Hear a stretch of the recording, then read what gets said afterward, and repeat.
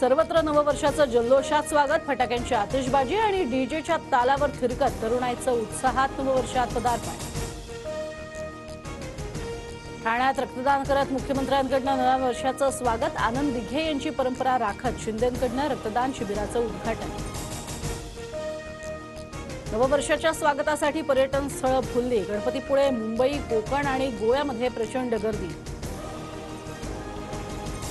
अयोध्येतील शरयू नदी किनाऱ्यावरील आरतीला भाविकांची मोठी गर्दी, शरयू नदीच्या तीरावरील लेझर शोनं अयोध्या नगरी उजळली।